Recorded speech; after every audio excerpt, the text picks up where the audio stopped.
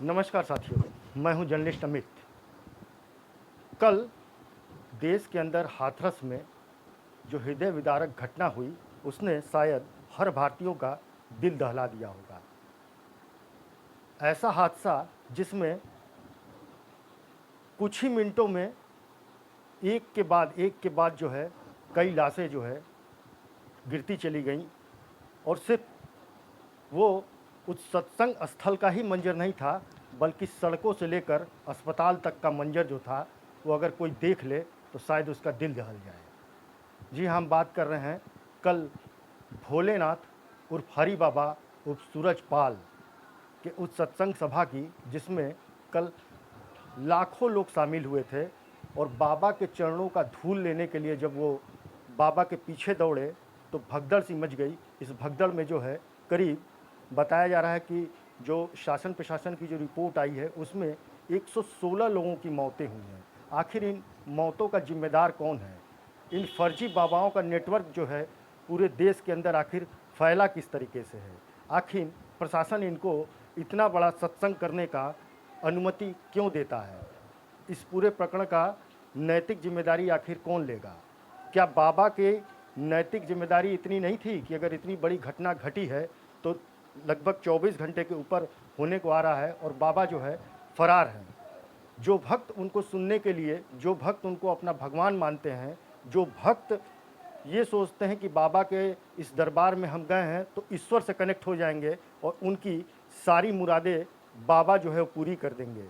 भला ऐसा संभव है क्या? बाबा जो है एक जो है अदृश्य रूप में भगवान बनकर भक्तों के सामने बैठते हैं, वो सत्संग करते हैं, प्रवचन देते हैं कि उनकी कनेक्टिविटी सीधे शायद जो है भगवान से है। और इसी प्रवचन को सुनने के लिए कल हाथरस में करीब बताया जा रहा है कि 2.5 लाख से ज़्यादा लोग वहाँ पे मौजूद थे। जिस समय बाबा ने सत्संग ख़त्म किया, ख़त्म करने के बाद लग्जरी गाड़ियों के काफ़िले से जब वो निकलने वाले थे तो बाबा की चरणों की धूल लेने की, पता नहीं ये कैसी परंपरा है कि बाबा की चरणों की धूल अगर हम अपने घर पे ले जाएंगे तो सुख और समृद्धि हमारे घर पे आएगी। इसी को लेने के चक्कर में जब भक्त वहाँ पे दौड़े हैं तो वॉलंटियरों ने जो है कुछ, जो सुनने में आ रहा है कि कुछ पानी की बौछार वहाँ पे की गई और इस पानी की बौछार की वजह से वहाँ पे फिसलन हुआ और फिसलन होने के बाद जो है लोग एक दूसरे के ऊपर गिरना शुरू हुए। ये जो मौतें हुई हैं, 116 मौतें हुई हैं, सबसे बड़ी बात है इसमें 7 मासूम बच्चों की भी मौत हुई है। आखिर उन बच्चों का क्या कसूर था कि जिनकी जो बाबा के सत्संग में पहुँचे हुए थे और उनकी भी मौत हो गई है। दूसरी तरफ ये बताया जा रहा है कि बाबा के बारे में शायद आप जानने के लिए उत्सुक होंगे।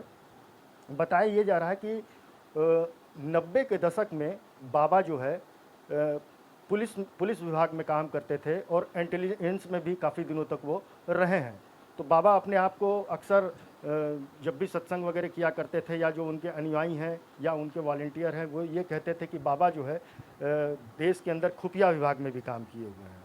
लेकिन जो कुछ बातें सामने आई हैं उसमें ये बताया जा रहा है कि बाबा का जन्म जो है एटा में हुआ था। एटा में होने के बाद जो है वो जो है हेड कांस्टेबल के रूप में यूपी पुलिस में भी तैनात रहे हैं, ठीक है। और उसके कुछ दिन बाद जो है हेड कांस्टेबल पद में जब वो तैनात थे तो उनके ऊपर दुष्कर्म का एक आरोप लगता है और बाबा उस आरोप में जो है कुछ दिनों के लिए जेल भी जाते हैं। यहीं से बाबा का टर्निंग पॉइंट शुरू होता है। बाबा जब जेल से बाहर आते हैं तो आने के बाद वो कहते हैं कि मेरी कनेक्टिविटी भगवान से हो गई है, और वो पुलिस की वर्दी उतार कर वीआरएस ले लेते हैं और वीआरएस लेने के बाद जो है वो एक अलग ही दुनिया अपना बसाना शुरू करते हैं। और सबसे बड़ी बात है कि बाबा का जो ड्रेस कोड रहता है वो बिल्कुल white shirt, white pant, white कोटी पहन करके जो है और जूते पहन करके जो है वो सत्संग किया करते हैं। एक ख़ास बात और है कि बाबा के साथ उनकी पत्नी भी जो है सत्संग में शामिल हुआ करती थी।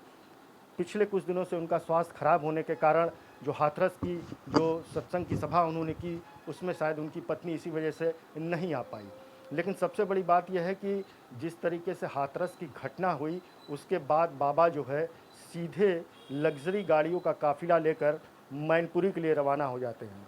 बताया जाता है कि कई बीघे में जो है बाबा का ये आश्रम जो है भक्तों के पैसे से तैयार किया गया है वहाँ वॉलंटियरों की पूरी लिस्ट लगी हुई है, किसने कितना डोनेशन दिया है, किसने कितना चंदा दिया है। बाबा ने अपना एक और नाम रखा, विश्व हरि नाम रखा, साकार विश्व हरि नाम रखा। ये कैसा नाम है? जो अपने भक्तों के मौत के बाद जो मंजर पूरा देश देख रहा है आज, अगर अपने दुख में, अपने भक्तों के दुख में और सुख में शामिल नहीं होने वो पहुँचे हैं, तो ये कैसा बाबा है? बाबा सूरजपाल जो है बहुत ही हाई सिक्योरिटी जोन में रहते हैं। उनके साथ काली वर्दी में उनके सुरक्षा कर्मी रहते हैं। जब तक कोई परमिशन न मिले तब तक आप बाबा के करीब नहीं जा सकते हैं। और बाबा की पकड़ सिर्फ उत्तर प्रदेश में नहीं है, उत्तर प्रदेश के मैनपुरी, एटा, हाथरस, पंजाब, हरियाणा, दिल्ली और बताया जा रहा है कि देश के अन्य इलाकों से भी जो है बाबा के जो है अनुयायी हैं वो उसको सुनने के लिए जाते हैं। लेकिन सबसे बड़ा सवाल ये उठता है कि घटना के 24 घंटे बाद भी बाबा न तो सोशल मीडिया पे सामने आए हैं, बाबा न तो पब्लिक के सामने आए हैं, बाबा न तो पुलिस के सामने आए हैं।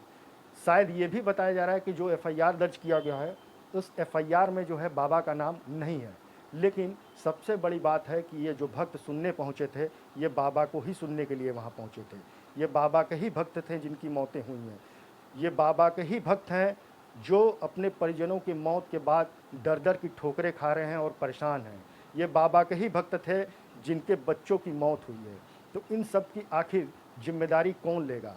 और देश के अंदर ऐसे फर्जी बाबा कितने दिनों तक ऐसे ही सत्संग किया करते थे?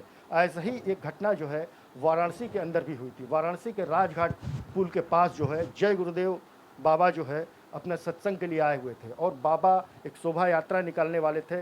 ये घटना मुझे याद आ रही है कि सन 2016 की है, अक्टूबर महीने की शायद थी।